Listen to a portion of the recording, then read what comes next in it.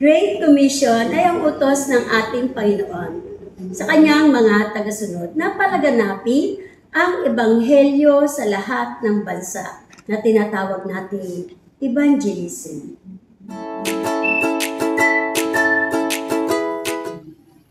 Magandang umaga sa inyong lahat. Hello, hi sa tagapakinig ng 24/7 Words of Wisdom. Tunay ang karunungan ay mula lamang sa ating Panginoon. Kaya hayaan nyo na basahan ko kayo mula sa salita ng Diyos na pinagbubuhatan ng karunungan. Ganito po ang sabi sa aklat ng Mateo, Kapitulo 28, talata po 11 hanggang 20. Kahit habang kayo'y humahayo, gawin ninyong alagad ang mga tao sa lahat ng bansa.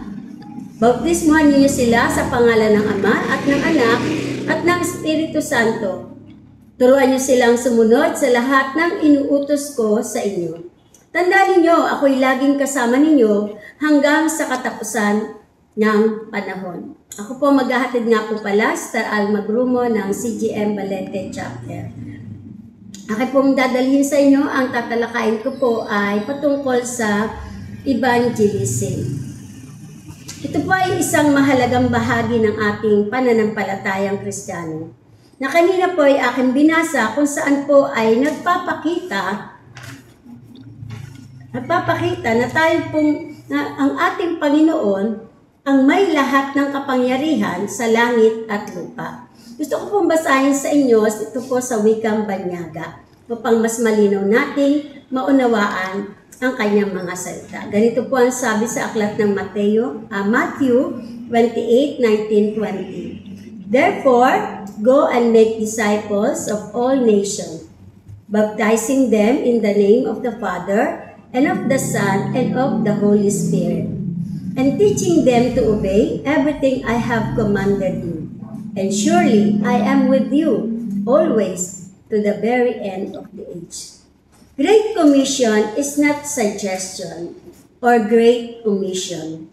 It is a command. It is our marching orders. God says, go and not stay or either wait.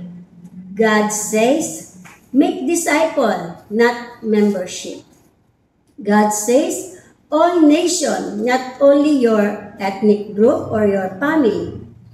God says, teach them to observe, not only teach them, but to teach them to obey the command of Christ. Teach them to make the command of Christ their rule of living. Teach them to engraft the command of Christ into their life. Teach them to keep and live the command of Christ. Ang sabi ni Ricky Chavez Adle, no disciples making without evangelism. Totoo naman po. Kailangan po natin na tayo po ay humayo upang ipalaganap ang salita ng ating Panginoon. Sabi nga po, ang ating binasa kanina, Great Commission ay utos ng ating Diyos sa kanyang mga tagasunod na palaganapin sa lahat po ng bansa. Sa pamamagitan din ay gagawa din po tayo ng mga disipulo, pagbabautismo at pagtuturo sa kanila ng utos ng ating Panginoong Hesus. Ito po ay napakahalaga. Hindi po ito trabaho lang ng isang leader na iglesia o ng pastor sa ating iglesia. Ito po ay sa lahat ng mananampalataya. Ang utos ay nakasulat sa Ebanghelyo ng Mateo na iniutos ni Jesus sa kanyang mga disipulo bago po siya umakyat sa langit. Ang pangunahing layunin ay making disciples o paggawa ng mga disipulo sa lahat ng mga bansa na ito po ay minsan ay nanineglect ng ating iglesia o ng ibang iglesia, ang making disciple. Ito ay higit pa sa simpleng pagpapahayag ng salita ng Diyos. Ito po ay paggabay sa mga tao upang maging tapat na tagasunod ni Kristo.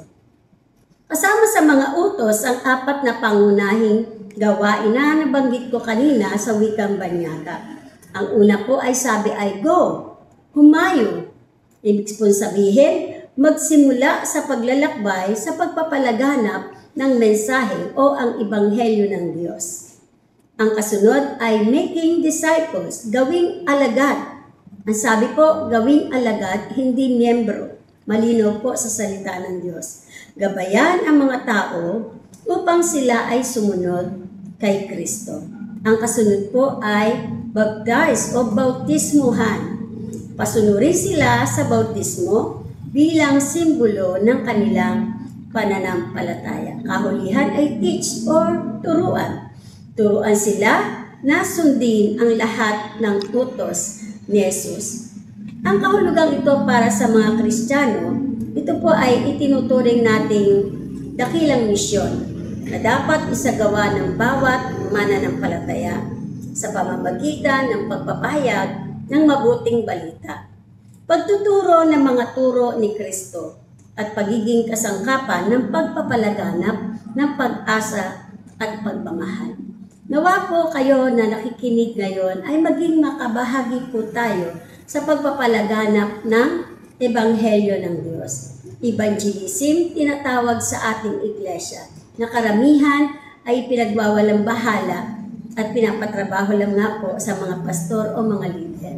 Pero sa katotohanan po, tayo po ay malinaw na inutusan hindi lamang po ang mga leader ng iglesia, kundi lahat tayo, lalo na po yung nakabahagi sa pagdidisipulo. Nawa po ito ang huwag nating pababayaan sa ating iglesia na tayo ay makapagdisipulo ng mga kumilala kay Kristo Jesus upang sila man din ay gumawa pa ng isang disipulo at pagdagdag ng padagdag ang kaluluwa sa loob ng iglesia. Napatunayan, ang iglesia ito'y tunay na pinatutupad ang gawain ng ebanghelismo o evangelism.